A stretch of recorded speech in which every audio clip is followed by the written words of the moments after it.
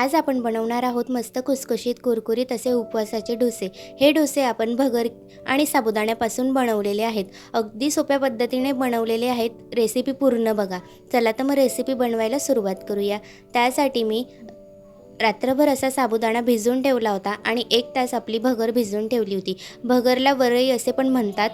आणि अर्धी वाटी मी ओले खोबरे किसून घेतलेले आहे। त्यानंतर मी मिक्सर जारमध्ये भिजवलेले साबुदाणे आणि भिजवलेली भगर आणि ते खोबऱ्याचे किस पण त्यात टाकून घेतलेले आहे आणि या सगळ्यांची आपल्याला थोडीशी जाडसर अशी पेस्ट करून घ्यायची आहे। ही पेस्ट आपल्याला जास्त बारीक करायची नाही, कारण आपल्याला डोसे बनवायचे आहेत, ते मस्त कुरकुरीत असे लागले पाहिजेत।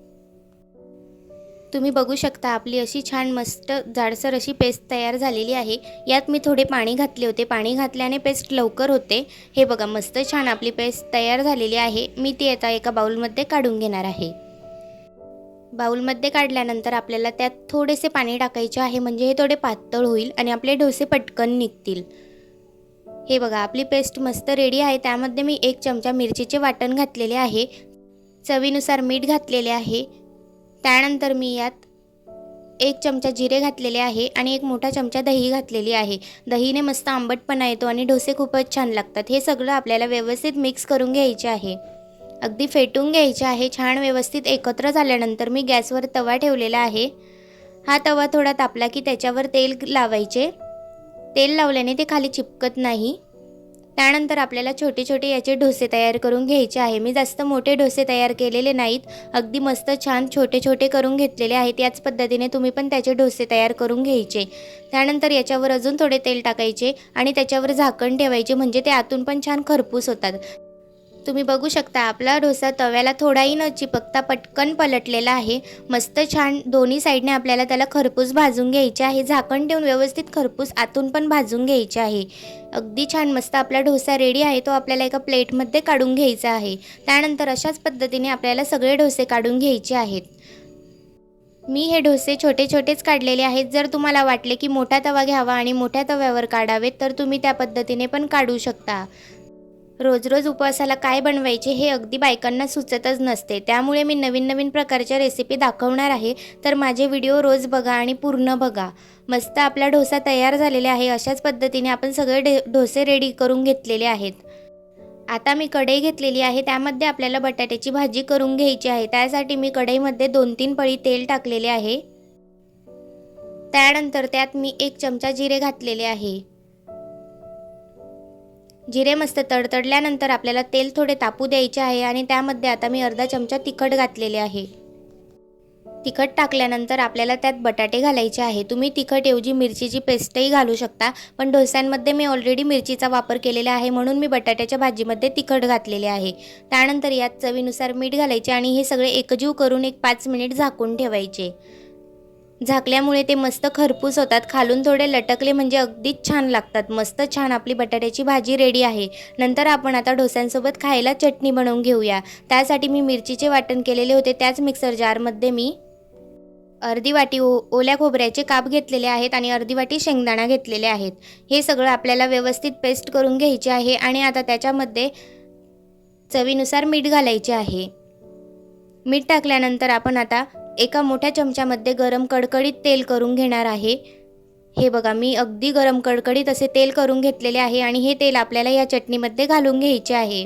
हे व्यवस्थित आपल्याला एकजीव करून घ्यायचे आहे। गरम तेलामुळे मीठ लगेच वितळते। झाली मग आपली चटणी ही रेडी।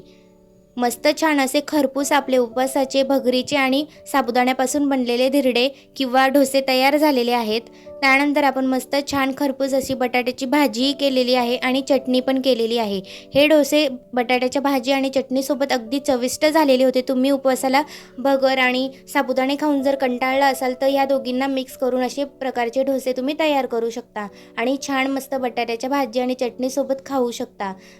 तुम्ही बघू शकता मस्त डोसे आपले मस्त कुरकुरीत आणि अगदी नरम झालेले आहेत। हातात अगदी पटकनच ते वाकून जात आहे आणि मस्त पटकन तुटत आहे। या पद्धतीने जर तुम्हाला डोसे बनवायचे असतील तर नक्कीच ट्राय करा आणि माझी रेसिपी आवडली असेल तर माझ्या चॅनलला लाईक सबस्क्राईब नक्की आज आपण बनवणार आहोत मस्त वरईपासून बनवलेला भात, दह्यापासून बनवलेली कढी आणि वरई आणि साबुदाणा मिळून बनवलेले मस्त कुरकुरीत असे भजे। ही रेसिपी खूपच सोप्या पद्धतीने आणि खूपच सुंदर झालेली आहे। तुम्ही एकदा नक्की ट्राय करा आणि जर माझी ही रेसिपी आवडली असेल तर लाईक सबस्क्राईब नक्की करा। चला तर मग रेसिपी बनवायला सुरुवात करूया। त्यासाठी एक कढई घेतलेली आहे। कढई तापल्यानंतर आपल्याला त्यात अर्धी वाटी साबुदाणा आणि अर्धी वाटी वरई टाकायची आहे। वरईला इकडे भगर असेही म्हणतात। तर हे व्यवस्थित आपल्याला मंद आचेवर भाजून घ्यायचे आहे। हे व्यवस्थित भाजल्यानंतर ते आपल्याला गार होऊस्तर एका ताटामध्ये काढून घ्यायचे आहे। त्यानंतर मिक्सर जारमध्ये काढल्यानंतर त्याची बारीक पेस्ट तयार करून घ्यायची आहे। आपल्याला बारीक असे पावडर तयार करून घ्यायचे आहे। त्यानंतर हे पावडर आपल्याला गाळून घ्यायचे आहे, कारण साबुदाणा हा कडक असतो त्यामुळे तो दळायला जरा वेळच लागतो। मस्त छान आपले असे पावडर तयार झालेले आहे। हे पावडर तुम्ही डब्यामध्ये स्टोअर पण करू शकता आणि त्याचा वापर कधीही करू शकता। तुम्ही बघू शकता मस्त बारीक असे आपले पावडर तयार झालेले आहे। आता त्यात आपल्याला चवीनुसार मीठ घालायचे आहे। 1 चमचा जिरे घालायचे आहे। त्यानंतर आपल्याला मिरचीची पेस्ट घालायची आहे। मिरची ही मिक्सरमधून बारीक करून घालायची आहे, म्हणजे मस्त त्याचा स्वाद छान उतरतो। त्यानंतर 1-1.5 पळी आपल्याला तेल घालायचे आहे। हे सगळं आपल्याला एकजीव करून घ्यायचे आहे। व्यवस्थित एकत्र केल्यानंतर थोडे थोडे पाणी घालून आपल्याला हे पीठ मळून घ्यायचे आहे। अगदी आपण पराठ्याचं पीठ मळतो त्या पद्धतीनेच आपल्याला पीठ मळायचे आहे। आपल्याला ह्या भज्या अगदी पिठाच्याच काढायच्या आहे, पातळ भिजायची काहीही गरज नाही। थोडे थोडे पाणी करून व्यवस्थित मळून घ्यायचे आहे। पाणी ही थोडे लागताच घालावे, कारण जास्त पातळ झाले तर आपल्या भज्या निघणार नाहीत। म्हणून आपल्याला अशा पद्धतीने व्यवस्थित एकत्र करून हे छान पीठ मळून घ्यायचे आहे। हे व्यवस्थित मळल्यानंतर त्यात मी बटाटे उकळून घेतलेले होते। एक अर्धा बटाटा मी त्यात टाकलेला आहे। मोठा बटाटा असल्यामुळे मी तो अर्धाच वापरलेला आहे। तुम्ही यात 2 छोटे बटाट्यांचा वापरही करू शकता। यात मस्त हा बटाटा चुरून घ्यायचा आहे, सगळं एकजीव करून घ्यायचे आहे। हे बघा, अशा पद्धतीने आपला पिठाचा गोळा तयार झालेला आहे। अशा पद्धतीने आपल्याला असे भजे तेलामध्ये तळून घ्यायचे आहे। मस्त 5 मिनिट हे झाकून ठेवून द्या। त्यानंतर आपण आता कढी बनवणार आहोत। त्यासाठी मी मस्त घट्ट दही घेतलेले आहे। 3 मोठे चमचे मी हे दही घेतलेले आहे। ते आपल्याला छान फेटून घ्यायचे आहे। दही जास्त घट्ट असल्यामुळे मी त्यात अर्धा ग्लास पाणी ओतलेले आहे। पाणी ओतल्यानंतर पण आपल्याला ते छान फेटून घ्यायचे आहे। एकही गुठळी त्यात राहता कामा नये। मस्त छान पातळ असं फेटून घेतल्यानंतर एक कढई घेतलेली आहे। ती तापल्यानंतर त्यात 3 पळी तेल घातलेले आहे। तेल तापल्यानंतर त्यात मस्त जिरे घातलेले आहे। जिरे तडतडल्यानंतर त्यात आपण 2 मिरचीचे बारीक तुकडे केलेले आहेत ते टाकलेले आहेत। हे व्यवस्थित फ्राय केल्यानंतर आपण पातळ केलेले दही त्यात टाकणार आहोत। हे दही टाकल्यानंतर त्यात आपल्याला थोडे पाणी ओतून घ्यायचे आहे, कारण आपले दही खूपच घट्ट असल्यामुळे त्याला अजून थोडे पाण्याची गरज पडलेली आहे। थोडे पाणी ओतल्यानंतर आपल्याला ते मंद आचेवर व्यवस्थित एकत्र करून घ्यायचे आहे। त्यानंतर त्यात चवीनुसार मीठ घालायचे आहे। गॅसचा फ्लेम हा लोच ठेवावा, कारण दही असल्यामुळे कढी ही आपली फाटू शकते। त्यामुळे आपल्याला मंद आचेवरच याला मस्त छान फक्त गरम करून घ्यायचे आहे। त्यानंतर मी दुसरी कढई घेतलेली आहे। ती तापल्यानंतर त्यात अर्धी वाटी वरई घातलेली आहे। ही वरई मंद आचेवर थोडीशी लालसर होईस्तोवर फ्राय करून घ्यायची आहे। वरई फ्राय झाल्यानंतर ती एका ताटामध्ये काढून घ्यायची आहे। त्यानंतर कढईमध्ये 3-4 पळी तेल घातलेले आहे। तेल तापल्यानंतर त्यात 1 चमचा जिरे घातलेले आहे। जिरे मस्त छान तडतडल्यानंतर त्यात 1 छोटी वाटी शेंगदाणे घातलेले आहे। शेंगदाण्याने वरईला मस्त छान चव येते। आपल्याला हा फक्त भात बनवायचा आहे, म्हणून मी त्यात मिरचीचा जराही वापर केलेला नाही।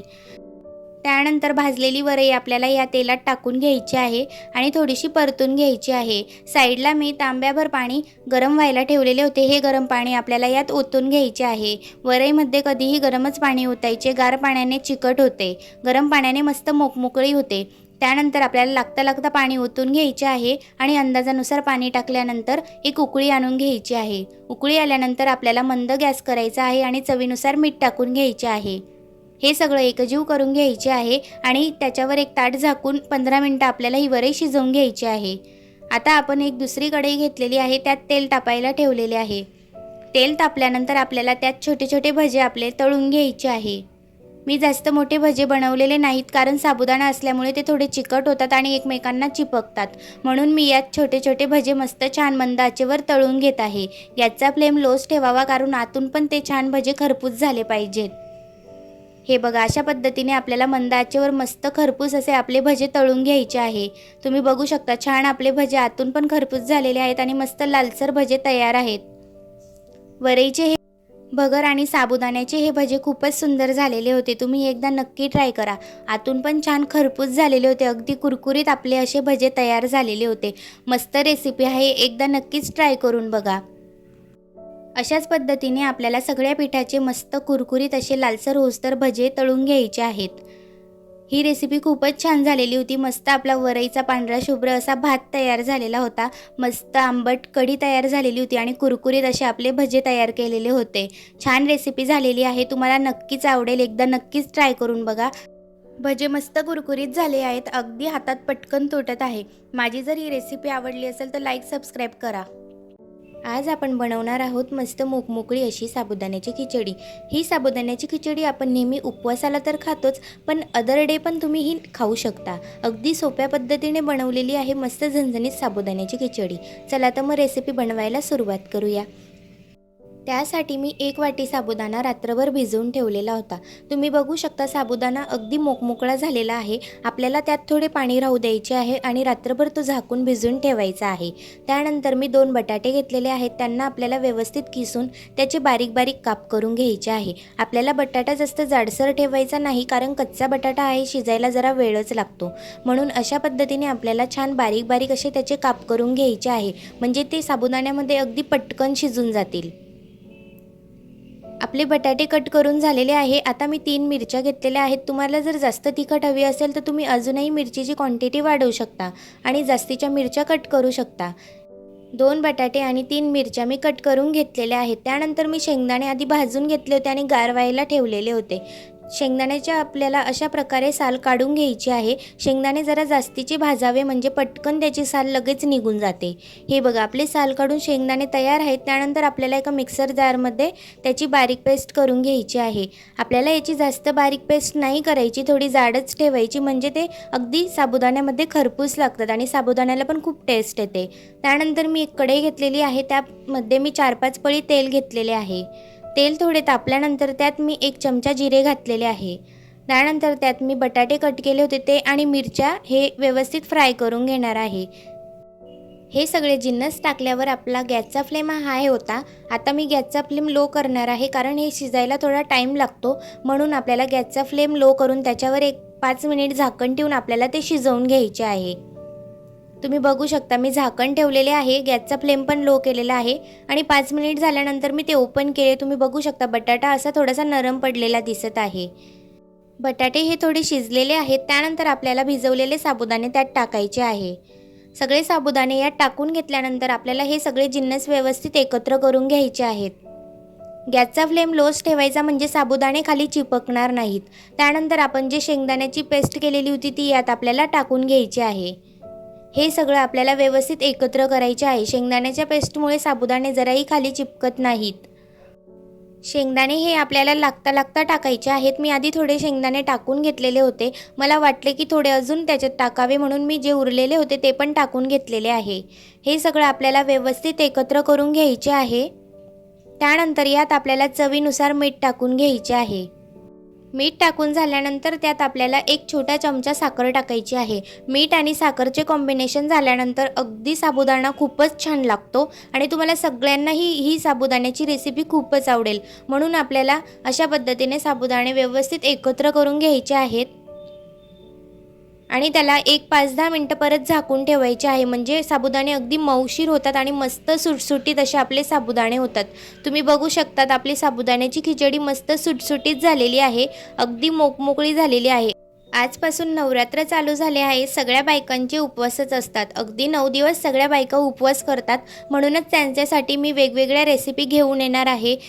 आजची आपली ही साबुदाण्याची रेसिपी खूपच छान मोकमोकळी झालेली आहे. जर तुम्हाला अशा पद्धतीने साबुदाणे बनवायचे असतील तर साबुदाणे नेहमी रात्रीच्या वेळेसच भिजत घाला आणि त्यात थोडे पाणी राहू द्या, म्हणजे ते अगदी सुटसुटीत आणि मोकमोकळे होतात. साबुदाणे छान भिजले जातात. जर तुम्हाला माझी ही आजची रेसिपी आवडली असेल तर माझ्या चॅनलला लाईक आणि सबस्क्राईब नक्की करा.